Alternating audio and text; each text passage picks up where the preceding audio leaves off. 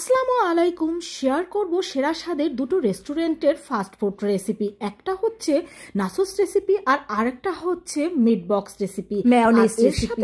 আর এই রেসিপিগুলো এত সহজভাবে আমি দেখানোর চেষ্টা করেছি যে কেউ একবার দেখেই খুব সহজে এই রেসিপিগুলো তৈরি করে নিতে পারবে। আর এই মেয়োনিজ, নাসোস আর মিট বক্স রেস্টুরেন্টের চাইতেও কিন্তু খেতে বেশি টেস্টি হবে। শেয়ার করছি নাসোস রেসিপি। এই ফাস্টফুড নাসোস সবাই কিন্তু খুবই পছন্দ করে, আর রেস্টুরেন্টের চাইতেও বেশি স্বাদের নাসোস যদি খেতে চান সেটা অবশ্যই বাসায় তৈরি করে নিতে হবে, কারণ বাসায় এখানে ইচ্ছে মতো সব উপকরণ আমরা ব্যবহার করতে পারবো। তো এই জন্য প্রথমে এখানে আমি 1 কাপ ময়দা নিয়ে নিচ্ছি, তার মধ্যে দিয়ে দিচ্ছি স্বাদ মতো লবণ আর দিয়ে দিচ্ছি 1.5 টেবিল চামচ পরিমাণ রেগুলার সয়াবিন তেল। এখন এই লবণ আর তেলটা ময়দার সাথে মিশিয়ে নেব। এখানে ময়দার পরিবর্তে ভালো মানের আটাও আপনারা ব্যবহার করতে পারবেন। এখন অল্প অল্প করে পানি দিয়ে এখানে আমরা একটা ডো তৈরি করে নেব। তো আমাদের ডোটা কিন্তু তৈরি করে নেওয়া হয়ে গিয়েছে। এখন এই ডোটাকে আমি 15 থেকে 20 মিনিটের জন্য রেস্টে রেখে দেব। আর এখানে আমি ছোট ছোট করে কেটে কিছু চিকেন নিয়েছি, আর চিকেনগুলো কিন্তু হাড্ডি ছাড়া নিতে হবে।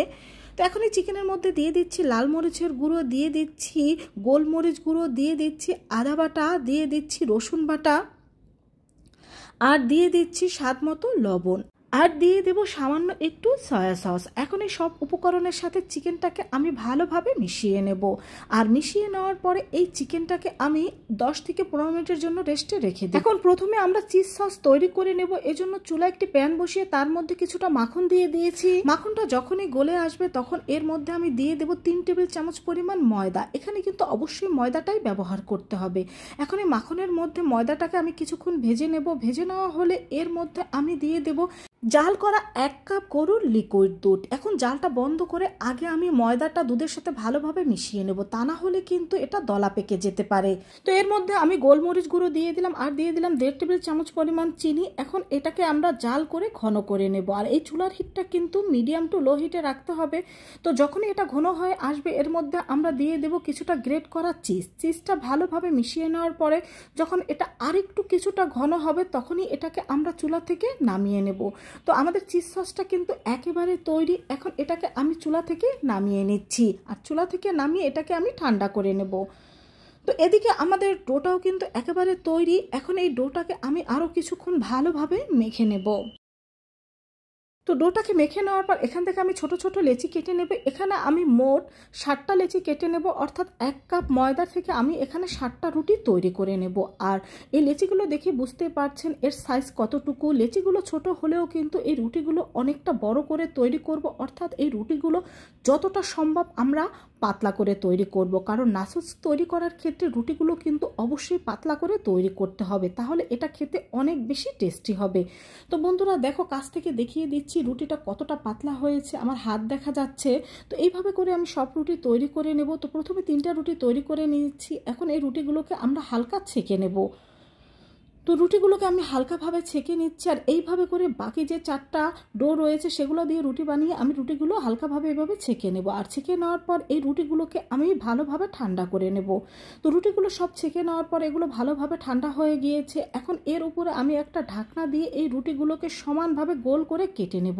এখানে চাইলে কিন্তু আপনারা রুটিগুলো এরকমও রেখে দিতে পারেন, তবে সমানভাবে কেটে নিলে রুটিগুলো সব এক সাইজের হবে। এজন্য আমি এইভাবে করে এটাকে কেটে নিচ্ছি। এখন এই রুটিগুলোকে আমি এইভাবে করে কেটে নেব। মোট 8 ভাগে ভাগ করে এই রুটিগুলোকে আমি এরকম 3 কোণাকার শেপে কেটে নিচ্ছি। তো আমাদের নাসোসের শীটগুলো কিন্তু একেবারে তৈরি। তো সব শীটগুলো এখানে কেটে নেওয়া হয়ে গিয়েছে, দেখতেই পাচ্ছেন। তো চুলায় আমি প্যান বসিয়ে তার মধ্যে কিছুটা তেল দিয়ে দিয়েছি। তো এখন এর মধ্যে আমরা মেরিনেশন করা সেই চিকেনটা দিয়ে দেব। চিকেনটা দিয়ে দেওয়ার পর এর মধ্যে আমরা 5 থেকে 6 মিনিট এই চিকেনটাকে ভেজে নেব।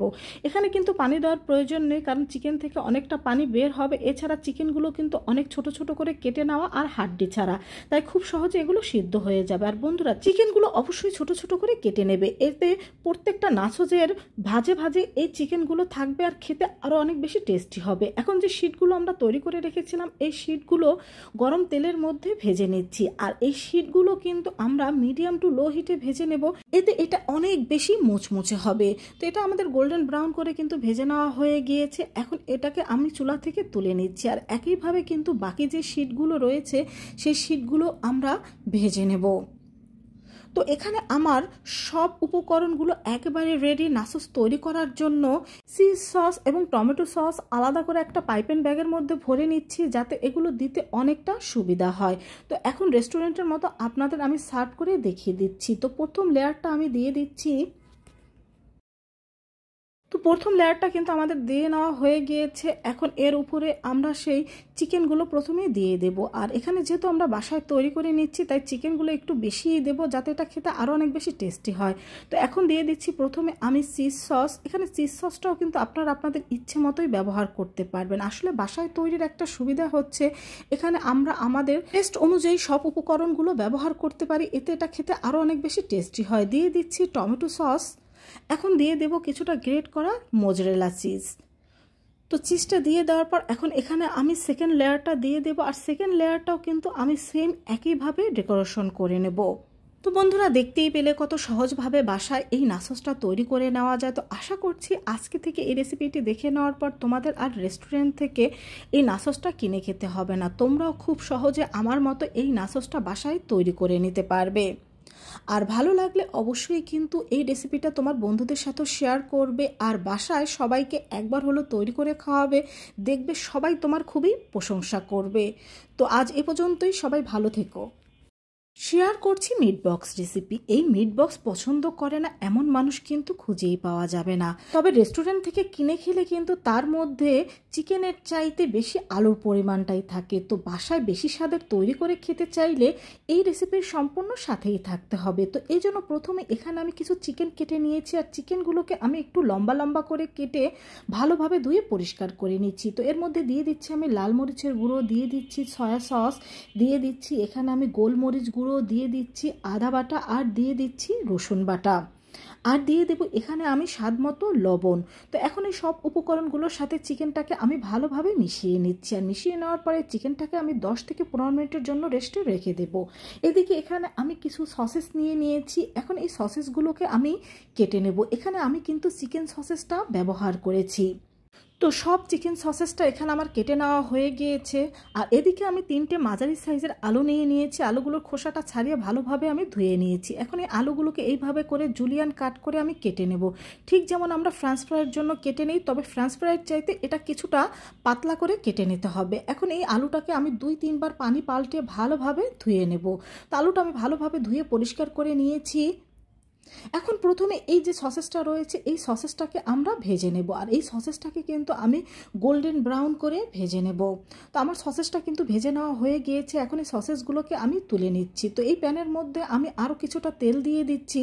আর এখানে যে আমরা আলুটা ধুয়ে রেখেছিলাম এই আলুর মধ্যে এখন আমি দিয়ে দেব স্বাদ মতো লবণ, আর দিয়ে দেব 1 টেবিল চামচ পরিমাণ কর্নফ্লাওয়ার। এখন এই কর্নফ্লাওয়ার লবণের সাথে এই আলুটাকে ভালোভাবে আমি মিশিয়ে নেব। তো আলুটা ভালোভাবে কিন্তু মেশানো হয়ে গিয়েছে। এখন এই আলুগুলোকে আমি ভালোভাবে ভেজে নেব। আর আলুগুলোকে আমি মিডিয়াম টু লো হিটে রেখে ভেজে নেব, এতে কিন্তু এই আলুগুলো অনেক বেশি মুচমুচে হবে। আমরা বাইরের ফাস্টফুড সবাই খুবই পছন্দ করে থাকি, তবে আমরা এটা কখনো বুঝতে চাই না যে বাসায় তৈরি করলে কিন্তু আমরা আরও বেশি স্বাদে আমাদের টেস্ট অনুযায়ী এটা তৈরি করতে পারি। তো আমাদের আলুগুলো কিন্তু ভেজে নেওয়া হয়ে গিয়েছে, এগুলোকে আমি তুলে নিচ্ছি। আর এদিকে আমাদের চিকেনের মধ্যে আমি দিয়ে দিচ্ছি 3 টেবিল চামচ পরিমাণ কর্নফ্লাওয়ার আর 1.5 টেবিল চামচ পরিমাণ ময়দা। এখন এই ময়দা কর্নফ্লাওয়ারের সাথে এই চিকেনটাকে আমি ভালোভাবে মিশিয়ে নেব।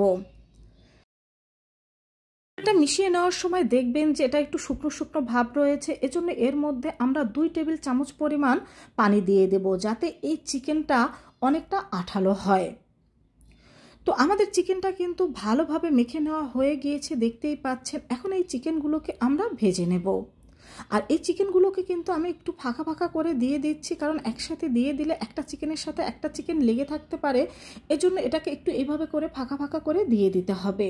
আর এই চিকেনগুলোকেও কিন্তু আমি মিডিয়াম টু লো হিটে ভেজে নেব, এতে চিকেনগুলো কিন্তু অনেক বেশি মুচমুচে হবে আর চিকেনটাও পারফেক্টভাবে সিদ্ধ হবে। তো প্রথম ব্যাচের চিকেনগুলো কিন্তু আমাদের ভালোভাবে ভেজে নেওয়া হয়ে গিয়েছে। এখন এগুলোকে আমি তুলে নিচ্ছি। আর ঠিক একইভাবে কিন্তু আমি সব চিকেন ভেজে নেব। তো এখানে আমার সসেস, আলু আর চিকেনটা কিন্তু ভালোভাবে ভেজে নেওয়া হয়ে গিয়েছে।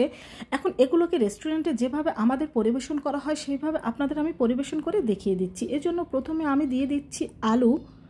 তো আলু ভাজাটা দিয়ে দেওয়ার পর তারপর আমি দিয়ে দিচ্ছি এখানে সেই সসেস ভাজা, তারপরে দিয়ে দেব এখানে আমি চিকেন ভাজা। এখানে কিন্তু আমরা আলুর চাইতে চিকেনটা বেশি ব্যবহার করব।